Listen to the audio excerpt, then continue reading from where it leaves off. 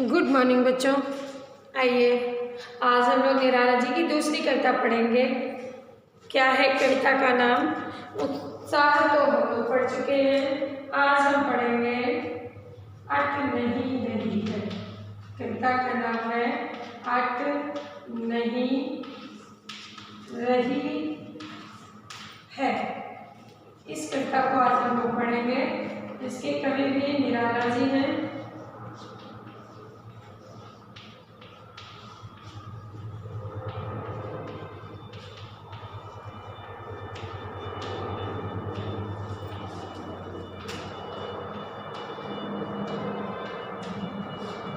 निराला का निकनेम है।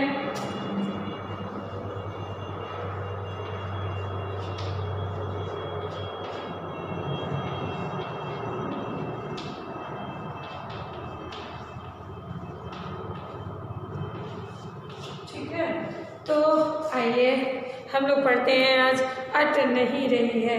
कविता के माध्यम से कवि हमें क्या बता रहे हैं। जैसा कि इसका नाम है अट नहीं रही। अट में से समाना, समाहित होना। ठीक है, तो कोई चीज़ है ऐसी जो हमारे मानस पटल पर समाहित नहीं हो रही है, अट नहीं रही है। किसकी क्या नहीं अट रही है? आभा फागुन की तन। आभा मतलब सुंदरता। आभा मीन्स क्या है? सुंदरता। आभा मीन्स शोभा या सुंदरता। समझ लीजिए, शोभा या सुंदरता। ठीक है, तो क्या नहीं अट रही है? आभा फागुन की तन, यानी कि फागुन की सुंदरता हमारे शरीर पे, हमारे मन पर फागुन की सुंदरता अट नहीं रही है। इतना फागुन के महीने का वर्णन इन्होंने किया है। फागुन का महीना ही नहीं, इतना सुंदर, यानी बसंत ऋतु के समय की बात है। इस समय जो हमारा ऑटम सीजन आया है, इसी समय का वर्णन है। तो क्या बताते हैं कि अट नहीं रही है। आभा फागुन की तन सट नहीं रही है। फागुन की सुंदरता इतनी प्यारी है, इतनी मनमोहक है कि हमारे मानस पटल पे पूरी तरह से वो सट नहीं रही, यानी हमको हजम नहीं हो रही। इतनी सुंदर है, इतनी सुंदर वातावरण, प्रकृति इतनी सुंदर लगती है कि ये सुंदरता मेरे मन मस्तिष्क में सटती नहीं है। कहीं सांस लेते तो और क्या होता है? जब भी हम सांस लेते हैं घर घर भर देते हो। जब भी हम सांस लेते हैं हर घर में हम देखते हैं क्या? उड़ने को नभ में तुम पर पर कर देते हो। सांस में जो हम हवा यूज कर रहे हैं वो इतनी सुगंधित है। और क्यों सुगंधित है? कि उड़ने को नभ में तुम पर पर कर दे। तो ऐसा लगता है कि मेरे को पंछी बना दे भगवान और मैं पूरे आकाश में उड़ जाऊं। मुझे पंख लगा दे तो मैं पूरे आकाश में उड़ जाऊं और उड़ करके इस फागुन की पूरी सुंदरता को अपने मानस पटल में, अपने आंतरिक मन में समाहित कर लूँ। लेकिन इतनी अधिक सुंदरता है और मैं पूरी प्रकृति का वर्णन कर नहीं सकता हूँ। पूरी प्रकृति को मैं देख नहीं सकता हूँ। प्रकृति इतनी सुंदर लग रही है कि उड़ने को नभ में तुम पर पर कर देते हो। और मैं इसे मेरा मन करता है कि मैं पंखों के माध्यम से पूरे संसार का भ्रमण करके पूरी प्राकृतिक शोभा को अपने अंदर समाहित कर लूँ। आगे उन्होंने बताया कि आँख हटाता हूँ तो हट नहीं रही है। सुंदरता इतनी सुंदर है, इतनी सुंदर है कि मेरा एक पल के लिए भी आँख हटाने का मन नहीं करता है। क्यों? क्योंकि उस मौसम में चारों तरफ फूल ही फूल दिखाई देते हैं।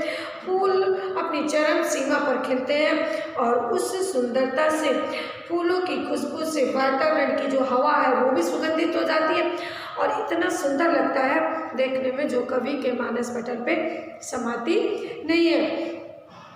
और क्या होता है? कहीं पड़ी उर्मे मंद गंध पुष्पमाल, पाट पाट शोभा श्री पट नहीं रही है। कहीं तो फूलों की कलियां खिल रही हैं, फूल खिल रहे हैं, तो कहीं पड़ी उर्मे क्या होता है? पत्तों से लदी डाल, कहीं हरी कहीं लाल। पतझड़ होता है, पतझड़ के बाद नई पत्तियां निकलती हैं। तो जो पत्तों से लदी डालियां पत्तों से लद जाती हैं, कहीं हरी कहीं लाल। कहीं कहीं हरी होती है तो कहीं कहीं लाल होती है। कहीं पड़ी है उर्मे तो कहीं छोटी सी कोपल निकल रही है, उर्मे मतलब इतना सा दिखाई दे रही, निकलने को आतुर है वो, बाहर की दुनिया वो भी देखना चाहती है। मंद गंध पुष्पमाल, फूलों की सुंदरता, फूल कैसे लग रहे हैं, मंद मंद मुस्कुरा रहे हैं, यानी कि उनकी सुगंध जो है वो धीरे धीरे वातावरण में फैल रही है।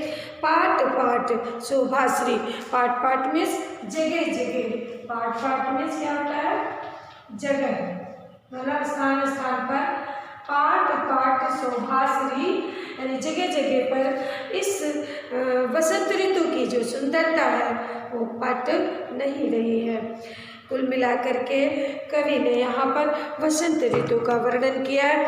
उन्होंने कहा कि अगर मैं पंछी होता, आकाश में उड़ करके संपूर्ण विश्व की इस वसंत ऋतु की सुंदरता को अपने मानस पटल पर इमेजिनेट करता, अपने अंदर समाहित करता और इस इमेज को मैं कभी न निकलने देता। इतनी सुंदर सुंदरता है वसंत ऋतु की, चारों तरफ वातावरण खुशबूनुमा हो गया है, चारों तरफ फूल ही फूल दिखाई दे रहे हैं।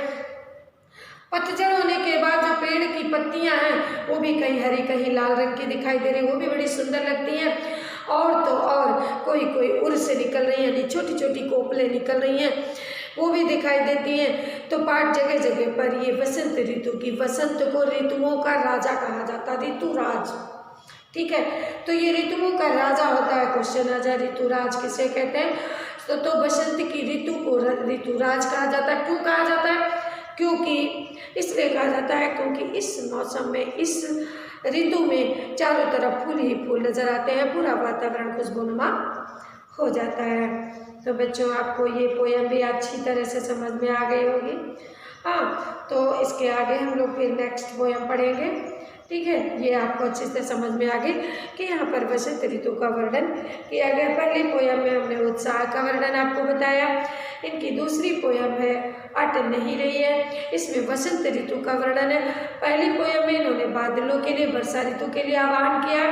दूसरी में इन्होंने वसंत ऋतु की सुंदरता का वर्णन किया है कि उस समय क्या क्या परिवर्तन, कुल मिला करके इन्होंने प्राकृतिक चीज़ों को लिखने की कोशिश किया और हमारे तक पहुंचाने की कोशिश किया है कि प्रकृति कितनी सुंदर है, ठीक है। और प्रकृति की सुंदरता बादलों के गरजने और बरसने से बढ़ती है, ठीक है। तो दोनों को अगर कंबाइन करके हम देखें तो जब बादल गरजेंगे तभी पेड़ पौधे होंगे, पेड़ पौधे होंगे तभी फूल खिलेंगे, जब फूल खिलेंगे तभी हम प्रसन्न रह पाएंगे, ठीक है। हमारी ऑक्सीजन जो है वो प्योर होगी। जब वातावरण में कोई बैड स्मेल आती है तो वो हमें अच्छा नहीं लगता है, जब गुड स्मेल आती है तो वो हमें अच्छा लगता है। तो इसलिए वसंत ऋतु को ऋतुराज कहा जाता है। थैंक यू बच्चों।